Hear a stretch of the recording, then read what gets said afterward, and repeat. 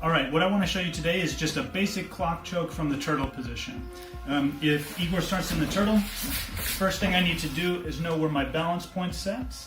So I either am going to move to the upper body or the lower body, but since I'm doing a choke, I'm going to work just upper body, which means I'm going to position myself on the top half of his body. Okay, now I have to decide, am I going to be on this arm or am I going to be on that arm? Now, since I'm doing a clock choke, I'm going to put all my focus on the close side. There are reasons why we go to the other side, but my main intention is to not split myself too far away from my main area of attack. So I've got to trick his arm to come out. And there's many different ways to do that. But one of the very basic ways to do in the beginning is, I'm here, I hold the hip, grab the shoulder, and I'm just going to put my foot in front of him. And sometimes, not always, but sometimes, the guy will get kind of suspicious about this leg, especially if I start to move, or if I start to move my foot a little bit, or if I start to turn a little bit, he may get agitated and look for some security, and so he grabs my leg.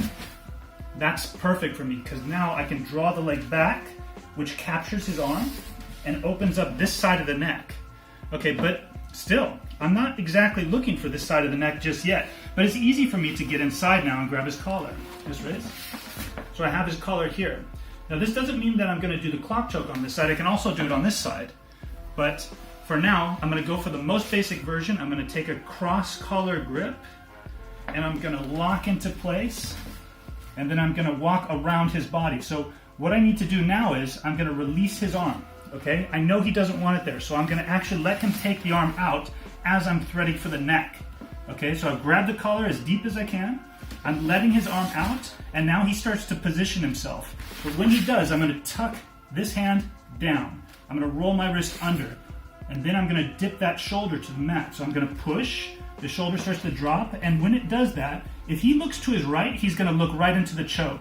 So he has no choice but to let the shoulder dip and then turn to his left.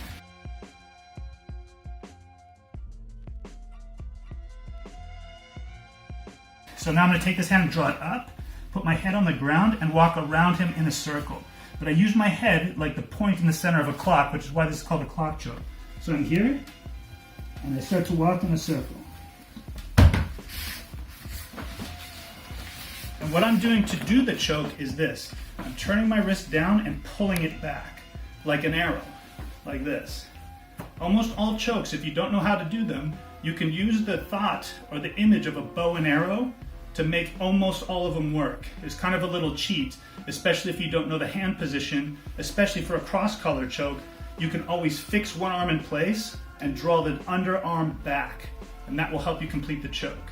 But that's a clock choke from the turtle position.